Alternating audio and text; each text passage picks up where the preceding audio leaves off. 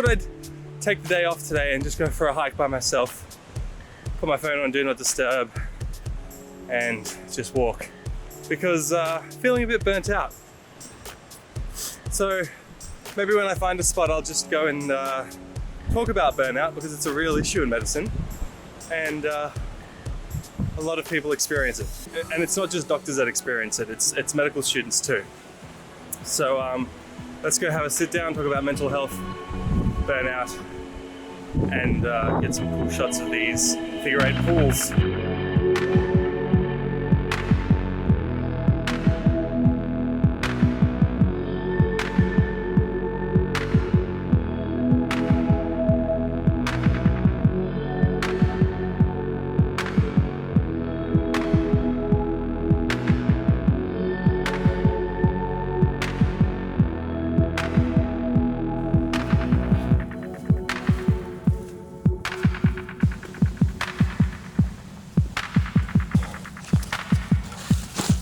Okay, I found a place to sit. So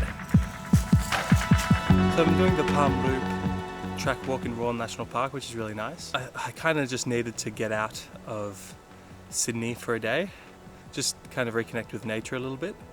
You don't realise you need it until you do it. I've got a lot of things coming up, the final 6th year exams, and they've all obviously been dramatically changed. They're all going like semi-online or fully online. It's all pretty clear, but yeah, there's got to be a couple of changes there.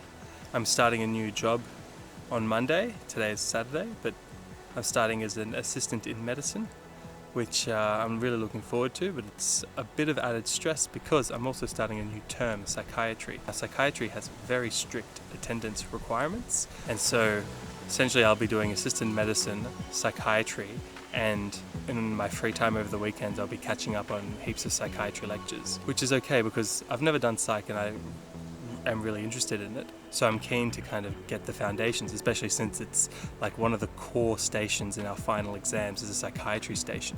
So I need to like upskill a little bit, so I'm looking forward to doing that. And then there's also YouTube. Now I'm really enjoying YouTube, but it is a bit of a source of added stress because my goal is to do one video a week for a year. And it takes me about 30 minutes of editing time per minute of published video. That's what I've discovered.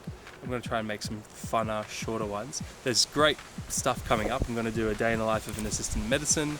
I'm going to do the medical student goes to jail because I'm going to a jail hospital. So I'll be assisting some psychiatrists when we deal with murderers and violent criminals and all that sort of thing.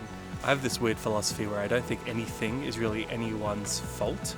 Like, we're all just a consequence of our genes and our environment and the interplay between those two things. And you don't choose the genes you're born with, and you don't choose the environment you're born into. So at the end of the day, your identity is a little bit like beyond your control. Anyway, I haven't really met anyone else who agrees with that position, but let me know if you guys agree or disagree and let me know why. Ooh, let's change the angle.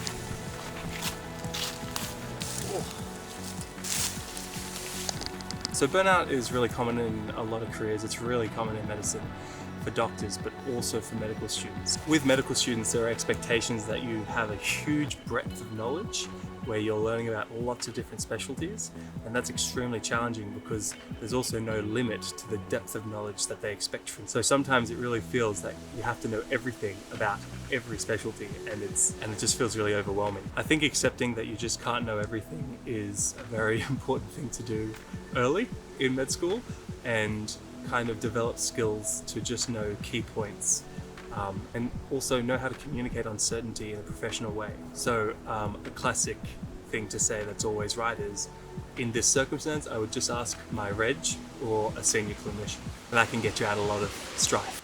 In terms of handling burnout, it's pretty interesting because one of the easiest things is just to tell your friends about it. Tell your friends you're feeling exhausted and burnt out, and just connecting with others. By the way, it's often the case that a lot of your colleagues and friends will be feeling burnt out as well. But just the experience of connecting with other people and realizing you're not alone is extremely therapeutic. And in this video as well, please feel free to comment below if you're feeling burnt out and why. And I'm sure there'll be other people that can talk with you and connect with you, including me. about our experiences. In healthcare, the system has demands and sometimes doesn't appreciate the capacity of the individuals that need to fulfill those demands. And so a lot of the kind of players, the doctors and nurses, can get really burnt out. It's really sad though, because I feel like people who go into healthcare are some of the best people in society, and sometimes they can just get so burnt out that it breaks them. And so that's something that we should all really try and work to change. Unfortunately, healthcare is, whether you like it or not, a pretty top-down system in my view. Anyway, if you're feeling burnt out, hang in there, comment below, connect with others. Don't hold it and bottle it in. You need to let it out, and you need a debrief. And maybe go for a hike. I mean, I have my girlfriend who I talk to all the time, obviously, but I also sometimes just need to go for a hike, and it kind of resets me, and I'm feeling really nice today. And I'm gonna play some really beautiful B-roll footage of this gorgeous hike.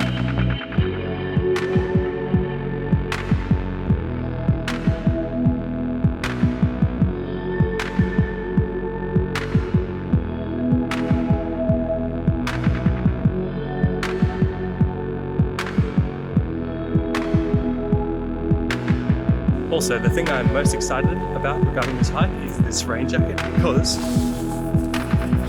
it zips. Fresh air in the armpits. Be beautiful.